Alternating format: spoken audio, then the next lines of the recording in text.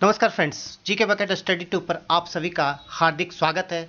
राजनीति विज्ञान की श्रृंखला भाग 5 में आज हम प्रस्तावना से संबंधित महत्वपूर्ण प्रश्नों को देखेंगे। चलिए स्टार्ट करते हैं। बहुत ही महत्वपूर्ण प्रश्न यहाँ पर रहेंगे, वीडियो को ध्यान से देखें। पहला प्रश्न लेते हैं हम, हमेशा की तरह वन लाइनर फॉर्मेट नहीं रहेगा। तो पहला प्रश्न है, भारतीय संविधान की प्रस्तावना किसके द्वारा प्रस्तुत उद्देश्य प्रस्ताव पर आधारित है? सही आंसर है जवाहरलाल नेहरू। प्रस्तावना को सर्वप्रथम किस देश के संविधान में शामिल किया गया था? तो अमेरिका का संविधान जो था उसमें सबसे पहले प्रस्तावना को शामिल किया गया था और वहीं से भारत के संविधान में भी प्रस्तावना को ग्रहण किया गया है। नेक्स्ट क्वेश्चन है, किस संविधान विशेषज्ञ ने संविधान की प्रस्तावना को संविधान का परिचय पत्र कहा?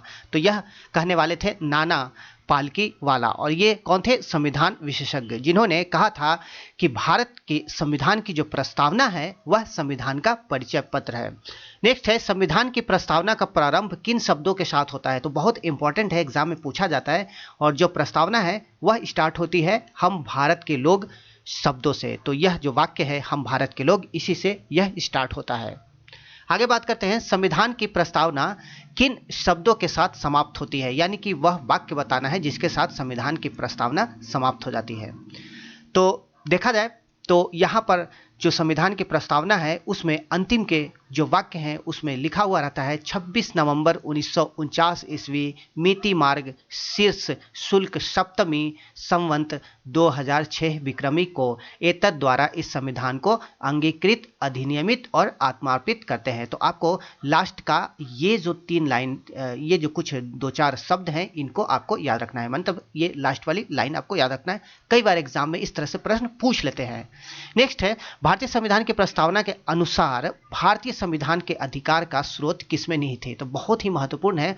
तो भारत के संविधान के अनुसार यहां पूछा जा रहा है कि जो अधिकार का स्रोत है वह किसमें निहित है? तो यह इसका सही उत्तर है भारत के लोगों में।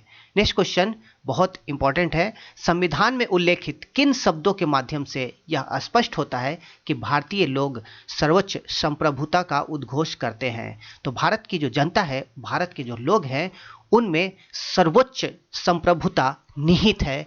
और यह निहित जो संप्रभुता यह निहित है वह किस बात से पता चलती है? तो संविधान में जो प्रस्तावना है उसकी जो शुरुआत हम देखते हैं, हम भारत के लोग। तो इससे और इसके अलावा इस संविधान को अंगीकृत, अधिनियमित और आत्मार्पित करते हैं। तो इन शब्दों के द्वारा हमें पता चलता है कि जो संप्रभुता है वह भारत के जनता में है। तो यह भी आपको याद रखना है। नेक्स्ट क्वेश्चन है, भारतीय संविधान की कुंजी किसे कहा जाता है? तो प्रस्तावना को कुंजी माना जाता है, क्योंकि कई बार संविधान में कुछ स्थिति अस्पष्ट होती है तो उस स्थिति में प्रस्तावना ही वह हिस्सा है जिससे संविधान को समझने में मदद मिलती है। तो इसी कारण से संविधान की जो कुंजी है वह प्रस्तावना को माना जाता है। भारतीय संविधान के प्रस्तावना के अनुसार संविधान के क्या उद्देश्य हैं? तो संविधान का उद्देश्य है न्याय, स्वतंत्रता, समता एवं बंधुत्व की स्थापना करना, और यह उद्देश्य है भारतीय संविधान का, और इसका उल्लेख किया गया है प्रस्तावना में। नेक्स्ट क्वेश्चन है, प्रस्तावना में उल्लेखित संप्रभुता शब्द का क्या अर्थ है? संप्रभुता शब्द का अर्थ यह है कि भारत किसी भी विदेशी और आंतरिक शक्ति के नियंत्रण से पूर्णतः मुक्त संप्रभुत्व संपन्न राष्ट्र है, और यही संप्रभुता शब्द का अर्थ है।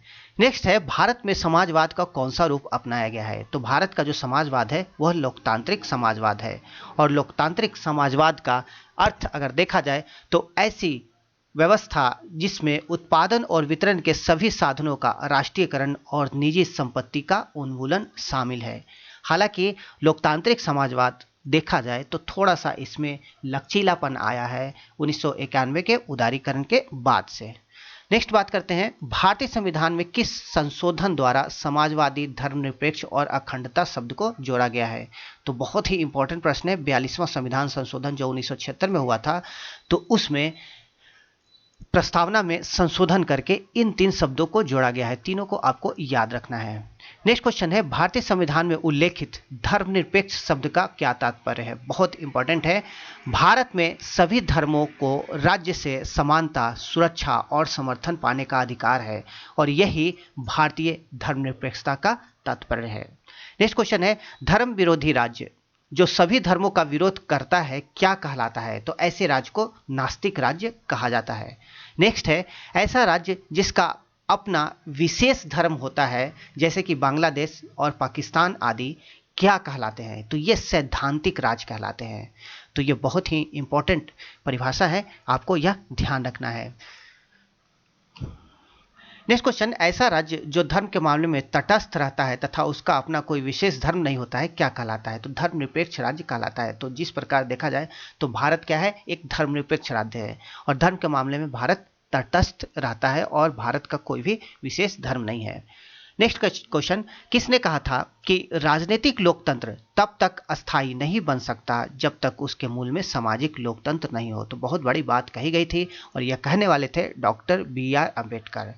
तो बहुत ही इंपॉर्टेंट कथन है, आपको यह याद रखना है, राजनीतिक लोकतंत्र तब तक अस्थायी नहीं बन सकता जब तक उसके मूल में सामाजिक लोकतंत्र नहीं हो।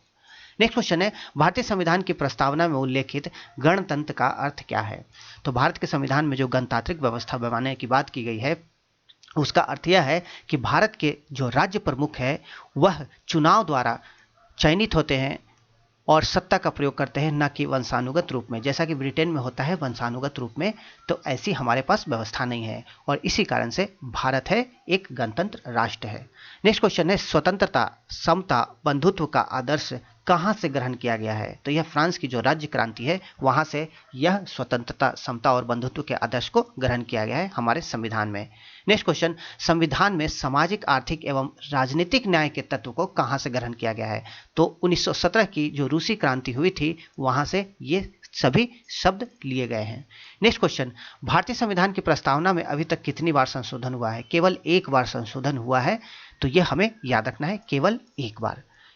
अगला प्रश्न है, किस वाद में सर्वोच्च न्यायालय द्वारा यह निर्णय दिया गया कि जहां संविधान की भाषा संदिग्ध हो वहां प्रस्तावना निर्वचन में सहायता करती है, विविध निर्वचन में सहायता करती है? निर्वचन मतलब व्याख्या में सहायता करती है। तो जो बेरूबारी यूनियनवाद है 1960 में जो हुआ था, उसी में सर्वोच्च न्यायालय ने निर्णय दिया था कि यदि किसी भी प्रकार की अगर संविधान में आपको कहीं कोई भाषा संदिग्ध लगती है या किसी प्रकार की स्थिति स्पष्ट नहीं होती है तो वहां पर प्रस्तावना को आप देख सकते हैं। नेक्स्ट क्वेश्चन है, किस वाद में सर्वोच्च न्यायालय ने यह स्पष्ट किया कि प्रस्तावना संविधान का हिस्सा नहीं है? तो बहुत इंपॉर्टेंट है, बेरूबारी यूनियनवाद जो 1960 हुआ था उसी में सर्वोच्च न्यायालय ने कहा था कि प्रस्तावना संविधान का हिस्सा नहीं है, संविधान का भाग नहीं है। नेक्स्ट क्वेश्चन, किस वाद में सर्वोच्च न्यायालय ने अपने पूर्व फैसले को पलटते हुए कहा कि प्रस्तावना संविधान का हिस्सा है? तो बेरूबाद में उन्होंने कहा था सर्वोच्च न्यायालय ने कि संविधान का हिस्सा नहीं है प्रस्तावना, लेकिन यह जो वाद हुआ था वह उसमें संविधान को सर्वोच्च न्यायालय ने प्रस्तावना को संविधान का हिस्सा माना था और यह था केशवानंद भारती वाद जो 1973 में हुआ था। नेक्स्ट क्वेश्चन है, किस वाद में सर्वोच्च न्यायालय ने स्पष्ट किया कि प्रस्तावना संविधान का मूल ढांचा है? तो यह है केशवानंद भारती वाद और इस वाद में सर्वोच्च न्यायालय ने कहा था कि प्रस्तावना जो है संविधान का मूल ढांचा है। तो जो अपना बेरूबारी जो 1960 का वाद था उसके निर्णय को जस्ट इसमें उलट दिया गया है। नेक्स्ट क्वेश्चन है, प्रस्तावना में वर्णित न्याय के 3 अलग अलग रूपों जैसे सामाजिक, आर्थिक और राजनीतिक न्याय को किन प्रावधान के माध्यम से हासिल किया गया है? तो बहुत इंपॉर्टेंट है। तो हमारे संविधान में जो मौलिक अधिकार है और जो नीति निर्देशक सिद्धांत है और इसके द्वारा जो विभिन्न प्रकार के प्रावधान दिए गए हैं उन्हीं प्रावधानों को यदि हम देखें तो पता चलता है कि जो सामाजिक, आर्थिक और राजनीतिक न्याय की बात की गई है वह इन्हीं प्रावधानों के माध्यम से हासिल होती है। आगे बात करते हैं, भारतीय संविधान देश में व्यक्तियों को किस प्रकार की समानता प्रदान करने का प्रयास करता है? तो सामाजिक, आर्थिक एवं राजनीतिक समानता देने का प्रयास करता है भारतीय संविधान। नेक्स्ट है, किस अनुच्छेद के अनुसार धर्म, जाति, लिंग या वर्ग के आधार पर किसी व्यक्ति को मतदाता सूची में शामिल होने के अयोग्य करार नहीं दिया जा सकता?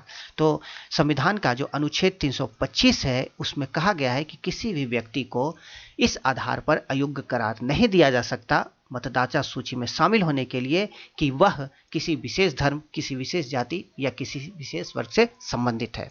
तो बहुत इंपॉर्टेंट है अनुच्छेद। नेक्स्ट, लोकसभा एवं विधानसभाओं के लिए वयस्क मतदान का प्रावधान संविधान के किस अनुच्छेद में किया गया है? तो यह अनुच्छेद है 326। तो 326 को भी आपको याद रखना है और इसी के द्वारा वयस्क मतदान का प्रावधान संविधान में किया गया है।